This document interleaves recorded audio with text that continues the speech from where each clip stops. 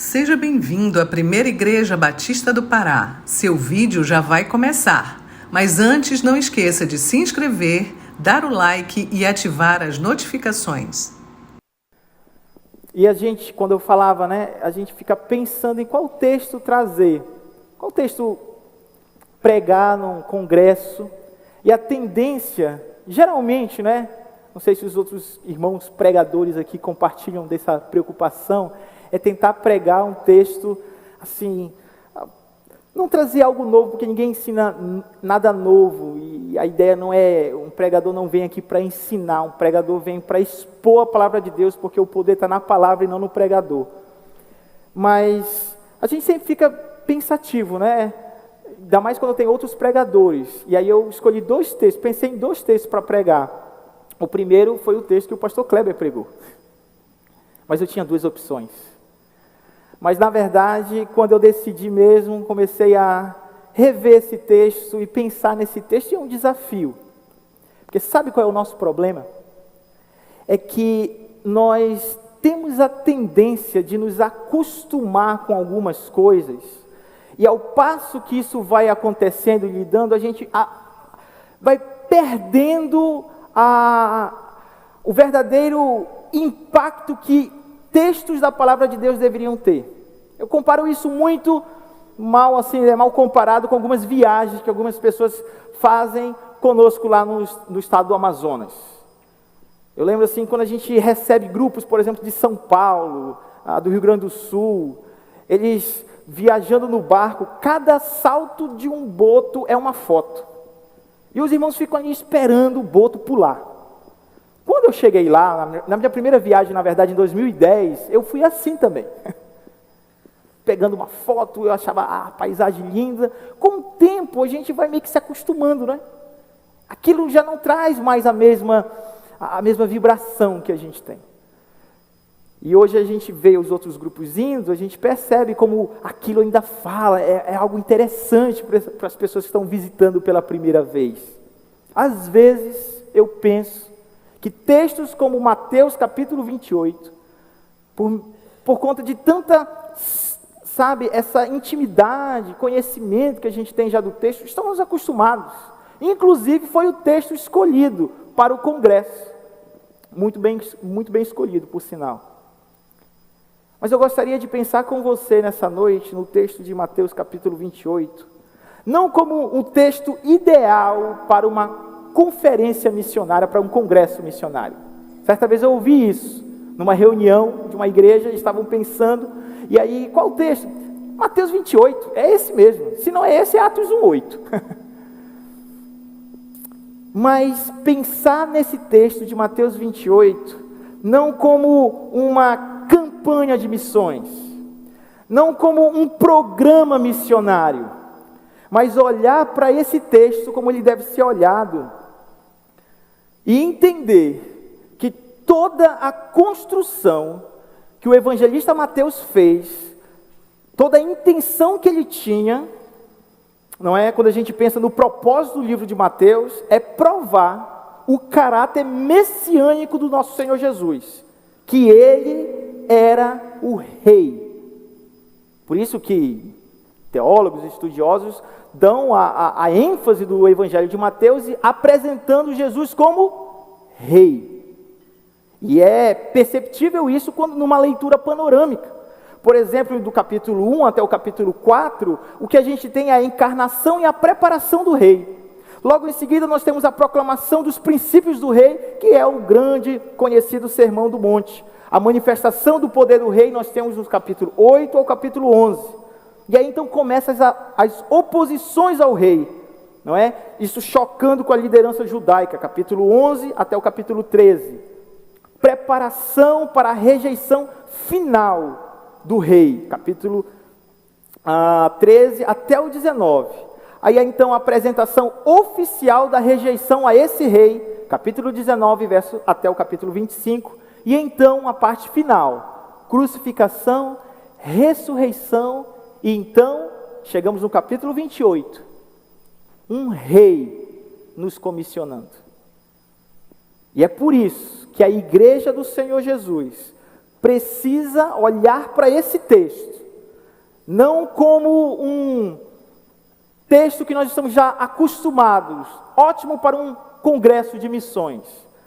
Mas eu gostaria nessa noite, irmãos, pela graça do Senhor Jesus, o poder do seu Espírito agindo nos nossos corações, eu e você possamos sair daqui, porta fora, sabendo que estivemos diante de um rei, e esse rei está nos comissionando a fazer o ID dele.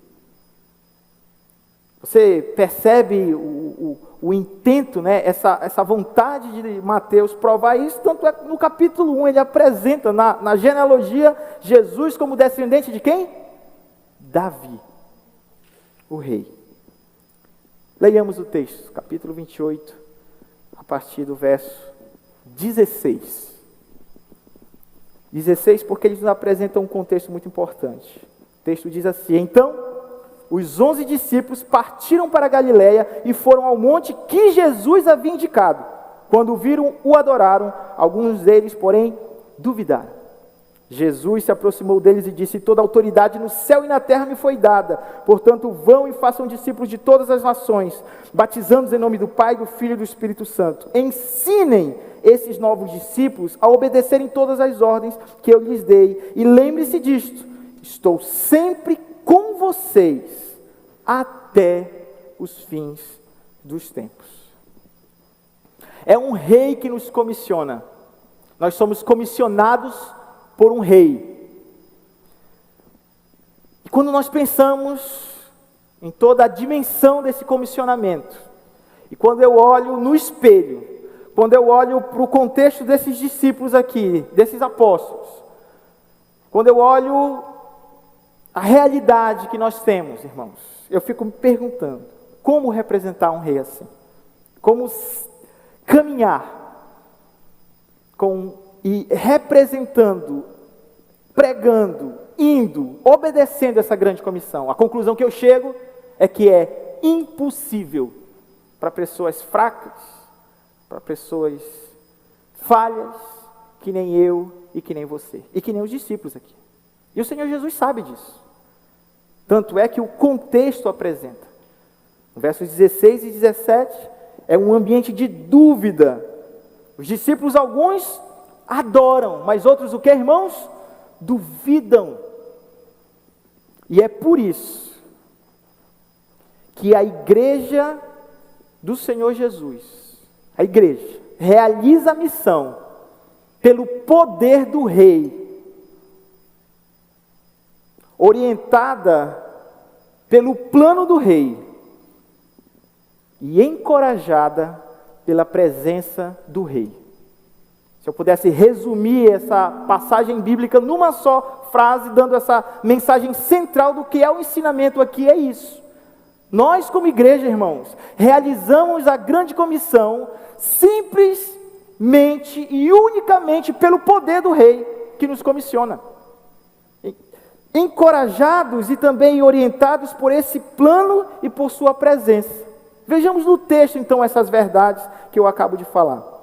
Em primeiro lugar, a igreja realiza a missão pelo poder do rei Jesus. É um rei que nos comissiona. E nós somos chamados a obedecer. E enquanto estamos caminhando, nós somos fortalecidos. Enquanto caminhamos em obediência, nós somos fortalecidos. É isso que está no texto. Verso 18. Jesus então se aproxima e diz: toda autoridade me foi dada no céu e na terra. Essa autoridade tem a ver com esse poder que Jesus recebe, não é? Essa autoridade aqui, a palavra significa direito de usar o poder. E é interessante que a primeira expressão que Jesus usa a esses discípulos, logo após ver todo esse contexto de dúvida, de temores, muito peculiar a nós, muito particular nosso, é a nossa experiência. A experiência dos discípulos é a nossa experiência também, de dúvida, muitas das vezes. E é por isso, irmãos, que a igreja caminha pelo poder de Deus. é a manifestação de um Deus presente, segundo John Knox. John Knox afirma que o poder de Deus é a manifestação de um Deus que está sempre presente. Eu acredito, irmãos, que quando, e essa frase não é minha, mas é uma verdade que diz o seguinte: quando Deus não age, nada acontece. Nada. Mas quando Deus está agindo, derramando o seu poder, tudo pode acontecer. É por isso que uma igreja, num contexto de cidade, com todos os seus desafios que tem, de alcançar, de estender mais o seu alcance missionário, sustentar mais obreiros, plantar mais igrejas dentro da sua própria realidade. Quando olha para todas essas dimensões, pergunte para qualquer pessoa que está fazendo o esquema aí, tentando esquematizar o plano financeiro de uma igreja. A conta parece que nunca fecha. E sabe por que a igreja não para? Sabe por que as coisas ainda continuam acontecendo? Porque tem um Deus todo-poderoso agindo. Porque tem um Deus todo-poderoso que capacita a sua igreja a fazer a obra. Eu olho, irmãos, para todo o nosso contexto ali no Amazonas, todos os nossos missionários, muitos com problema de saúde, muitos limitados, com tempo, com dificuldades, mas em 20 anos Deus tem abençoado e plantado várias igrejas ali naquela região. Pergunte para os irmãos que estão trabalhando no sertão, a mesma coisa. Entre os indígenas, o que está acontecendo? Gente boa, joia, trabalhando? Não, irmãos, o poder de Deus agindo. A missão acontece porque tem um rei poderoso governando a história e capacitando a sua igreja a realizar essa missão. Você sabe aquela expressão que quando alguém vai avaliar assim um feito de alguém, e aí usa assim, também assim até eu. Você sabe isso? Você pega alguém que foi, uso muito isso na linguagem, né, do futebol, né? O camarada conseguiu ser o artilheiro, fez vários gols, aí diz assim, também com esse meio aí que dá a bola até eu, desse jeito até eu. Basicamente deveria ser esse o pensamento nosso, irmãos, esse encorajamento, sabendo que tem um rei que nos comissiona, e esse rei nos concede esse poder. Não é poder para aparecer, não é poder para fazer a nossa denominação mais conhecida, não é um poder para a gente ficar atraindo mais pessoas, falando dos nossos achismos, do que a gente acha ou deixa de ser certo ou errado, mas o poder de representar o Rei Jesus aonde nós estamos. E a igreja caminha e deve caminhar assim, sabedora que nós temos o poder do Senhor Jesus para realizar a sua missão. Segundo lugar, nós temos o plano do Rei Jesus para fazer a missão. Qual é o plano? Pense comigo. O Senhor Jesus tinha 3 anos para impactar, transformar a história, o mundo, virar ele de cabeça como aconteceu, não é? O que ele usou? Qual foi o método dele? Discipulado, não é isso? Vimos isso na mensagem de hoje pela manhã. Foi a estratégia que o Senhor usou para transformar o mundo. Mexeu com homens, caminhou com homens, investiu na vida de homens. E nós precisamos entender, irmãos, que o plano é esse. O plano do Senhor Jesus é fazer discípulos. Eu quero aqui usar as palavras do pastor Paulo, quando ele disse que nessa igreja tem pessoas capacitadas, no sentido de ter como fazer isso. Eu penso numa igreja que tem N ministérios, tem muita coisa para ser feita, e todo esse ambiente, seja aqui ou seja lá no Amazonas, qualquer coisa que nós estamos fazendo, precisa ter uma coisa em mente: nós precisamos estar envolvidos com alguém, discipulando alguém.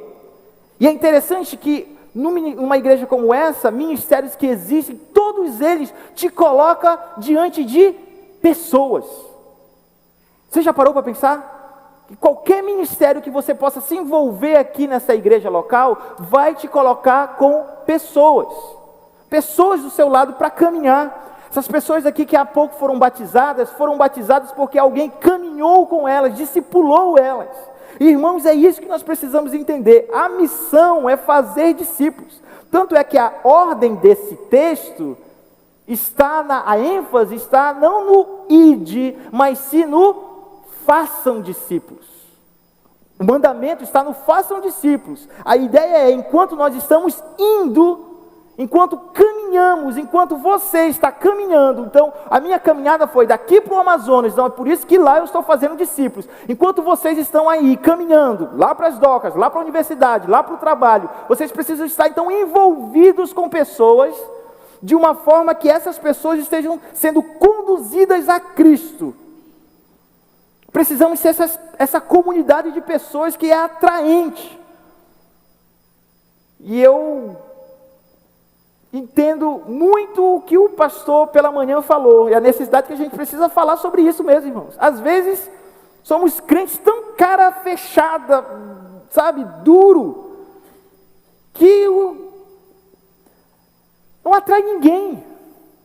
A pessoa descobre que a pessoa é crente lá no condomínio dele, e a reação é essa, não é? Parece que as pessoas pegaram aquele texto que diz assim, que o crente tem que ser sal. Mas, irmão, não seja sal grosso de churrasco, sabe? Aquela pessoa dura no trato. Mas fazer discípulo é você caminhar com pessoas e não você ficar transmitindo conteúdo, mas você transmitir a vida de Cristo. E às vezes a nossa limitação acaba acontecendo isso, quando a gente tá bom, pastor, vou me envolver no discipulado. A gente pega uma lista de coisas, de regras, o que pode e o que não pode fazer, joga lá para a pessoa, está aqui, é isso, segue isso aí e vai ser feliz. Discipular pessoas não é simplesmente você informar, dar informação para as pessoas, mas é você formar, ajudar a formar alguém, não informar alguém, mas formar alguém, o Cristo naquela pessoa. E você entende que pelo poder desse rei que está te comissionando, você seguindo esse plano, você vê à medida do tempo essa pessoa se parecer mais com Cristo, enquanto que você mesmo também está sendo acompanhado e se parecendo mais com Cristo. O plano do Senhor Jesus é esse, irmãos, que nós possamos nos envolver com discipulado, que nós possamos caminhar com pessoas, que nós possamos investir na vida de pessoas. Ok, você não consegue discipular pessoas lá no estado do Amazonas, lá no sertão, então você ora por pessoas que estão fazendo isso, você ajuda, contribui por pessoas que estão fazendo isso, mas o pastor Jairo, o pastor Alex, o pastor Ronaldo, o pastor Kleber, não vai conseguir discipular pessoas da UFPA. Quem vai fazer isso? É você que está lá, na UEPA, no trabalho onde você está. Aonde você está, precisa ser um lugar preparado, onde você está discipulando e encorajando as pessoas. Essa é a grande comissão.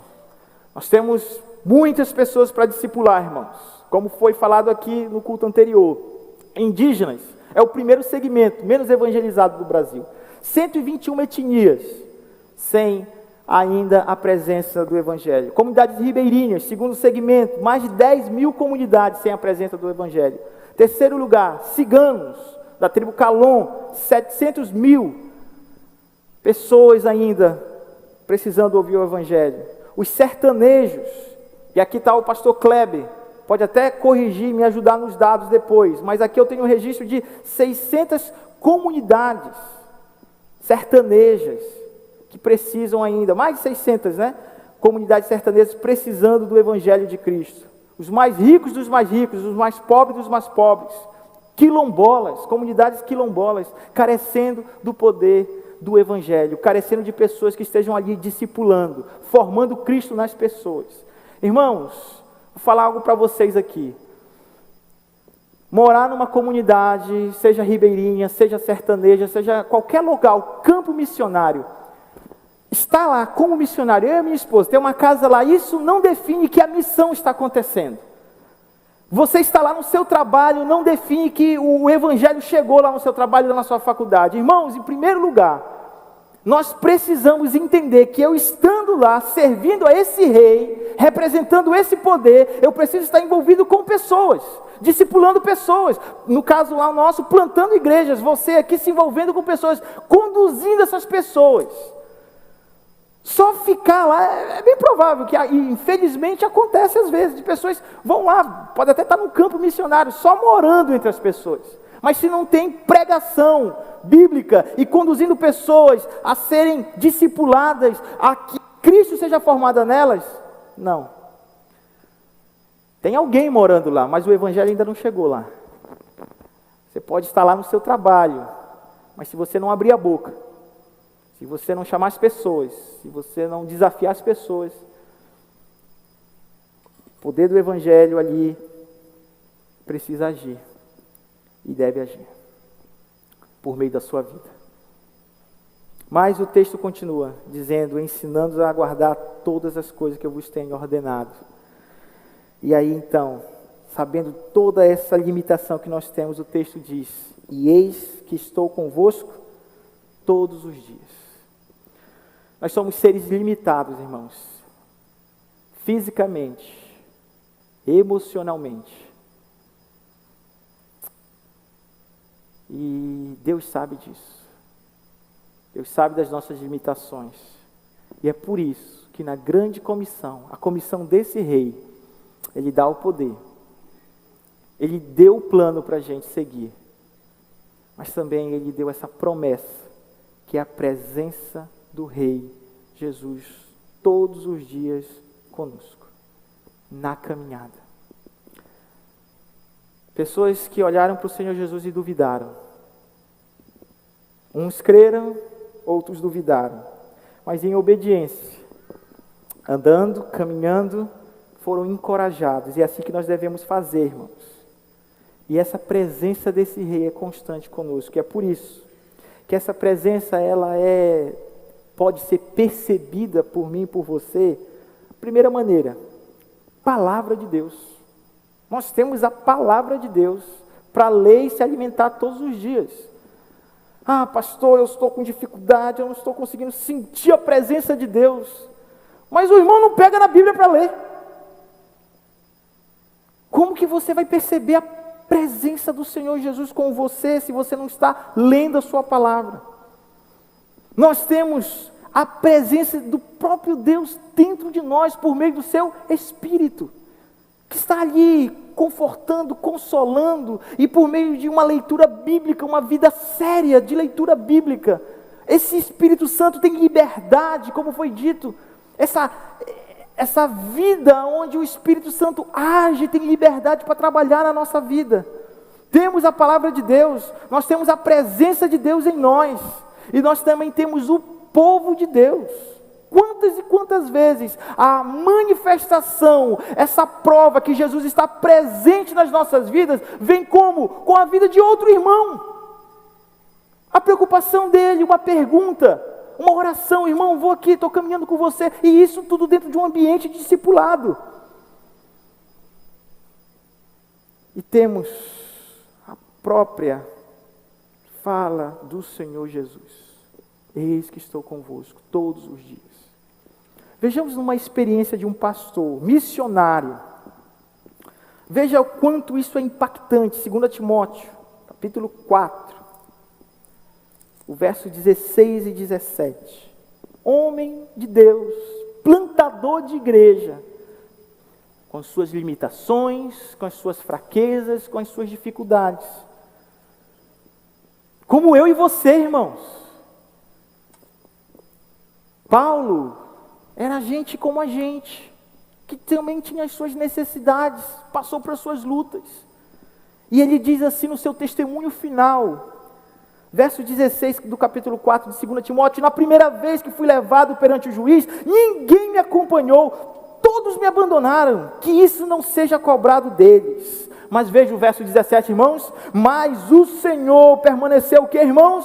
Ao meu lado e me deu forças para que eu pudesse anunciar as boas novas plenamente, a fim de que todos os gentios ouvissem, e ele me livrou da boca do leão. Irmãos, a missão acontece porque tem um rei todo-poderoso agindo. Nós temos um plano para seguir, e nós temos a presença desse rei constante ao nosso lado. Isso está disponível à igreja. Então eu e você não temos direito nenhum de dizer que nós não temos tempo, nós não temos recursos, nós não podemos fazer, porque nós estamos simplesmente desobedecendo o rei de toda a história. Não se envolver com missões é desobedecer à ordem de um rei. E é por isso que eu e você somos chamados caminhar dessa forma. Conheci um casal aqui nessas andanças e eles me fizeram lembrar de uma história. Moraram em Tucuruí, ano de 2012. Ainda pastor auxiliar em Castanhal, fui participar da convenção, a nossa convenção batista lá na cidade de Tucuruí. E dentro da programação tinha um evangelismo na cidade. E eu então saí junto com um grupo de 3 pessoas, fomos visitar, a gente ia fazer uma programação com crianças na igreja. Então a gente estava convidando crianças para participar dessa programação. E então fui até uma casa, vi uma menininha de mais ou menos uns 6, 7 anos de idade na porta. Eu estava com muita sede, sol muito quente, fui até lá e disse assim: olha, a gente está fazendo um convite e tal. E a menina, sabe aquelas meninas de 6, 7 anos assim, super inteligente, que botou os bracinhos para trás assim, e disse assim: pode falar.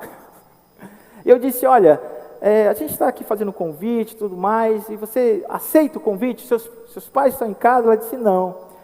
E ela disse assim: olha, eu vou ver. Aí, tudo bem. Então a gente fez todo, uma apresentação ali, e aí as moças que estavam comigo, onde estavam em grupo, elas se afastaram e foram para outra casa. E eu percebi, olhei para o lado, estava sozinho, só eu e aquela criança. Mas aquela vontade de beber água insistiu, e eu então perguntei assim: eu posso ter um copo de água? Você pode me servir um copo de água? Aí ela deu 2 passinhos para trás e entrou dentro da casa e disse assim: sim, tio, pode vir aqui, pode entrar. E aí assim bateu aquele senso, de responsabilidade de uma pessoa, séria. Eu disse assim: eu vou dar um conselho para essa criança. Olha, quando você receber alguém assim, desconhecido, cuidado, não convide para entrar, porque isso é perigoso. O tio aqui está bem intencionado, não é o caso, mas pode acontecer que uma pessoa mal intencionada possa fazer algo aí. Aí ela olhou assim e sorria para mim e disse: tio, sabe aquele sorriso assim de criança inteligente olhando assim para mim, e disse: olha, enquanto a gente estava conversando aqui, está vendo aquele senhor lá do outro lado da rua? E assim, irmãos, eu virei, tinha um irmão, um camarada, assim, um armário. Lembra do homem de 2 metros de altura que o pastor contou pela manhã? Pois é, acho que era primo desse cara. Forte, malhado. E aí ela veio e disse assim: então, aquele homem ali, ele é o meu pai. Aí eu disse: tá. E enquanto a gente estava conversando aqui, ele estava só de olho na gente. Aí eu, E tem mais uma, ele foi lá, mas ele disse assim: eu vou rapidinho, mas eu já vou voltar. E aquela menina, tranquila, pôde conversar comigo sem nenhum medo, sem nenhum temor. Por quê? Porque ela estava avistando o seu pai. E estava confiando na promessa do pai. Vocês sabem onde eu quero chegar, não sabem?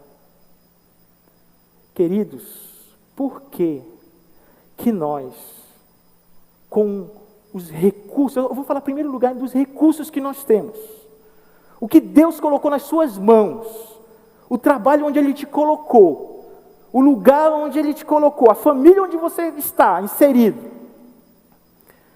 mas não somente isso, eu e você, seja lá no estado do Amazonas, viajando, pregando, ou seja, aqui em Belém, nós temos o nosso Pai, que está nos olhando, vendo todas as nossas dificuldades.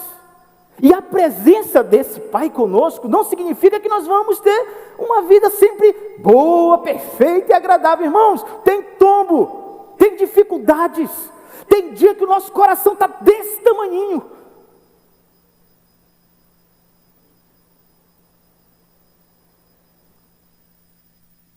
Tem dias que você está arrumando a sua mala, preparado para ir pregar o Evangelho. Alguém te liga aqui de Belém do Pará: Jairo, vem para Belém, seu pai faleceu.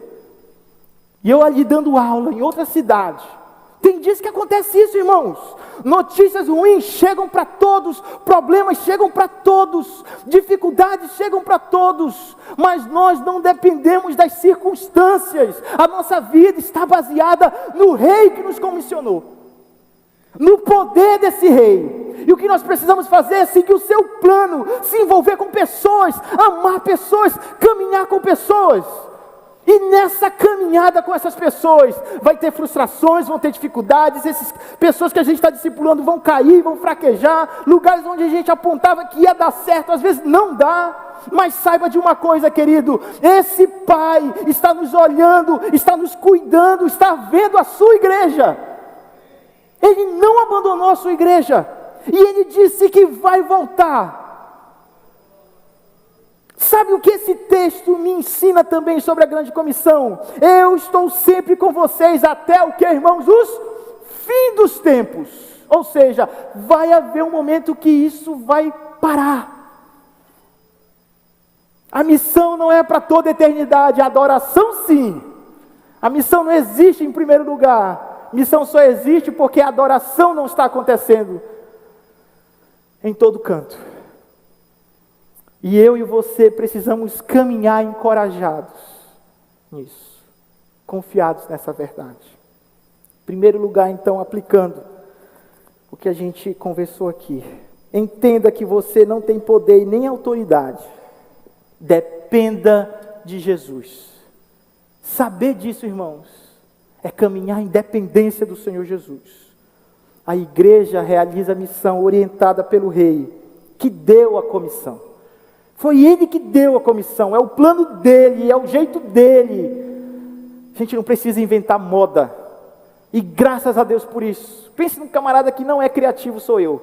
Se eu tivesse que ficar lá no Amazonas, ficando inventando moda lá, eu já tinha vindo me embora.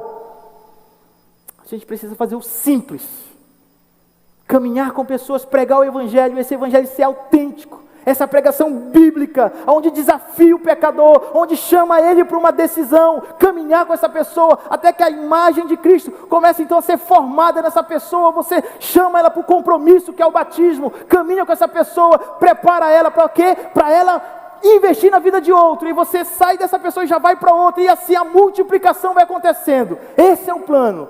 Discipule pessoas, caminhe com pessoas, esteja pronto para ir. Não derrame sobre as pessoas sua religiosidade, seus achismos. Ame as pessoas, se envolva com as pessoas. Mostre Cristo para essas pessoas. E a grande comissão tem um fim. Eu gostaria de convidar o Ministério de Louvor mais uma vez aqui. Quebrar o protocolo aqui, pastor. Eu gostaria de convidar você mais uma vez a cantar, orando, o que cantamos no início do culto. Existe uma frase nesse louvor que diz assim: me aceita com os meus medos, falhas e temores.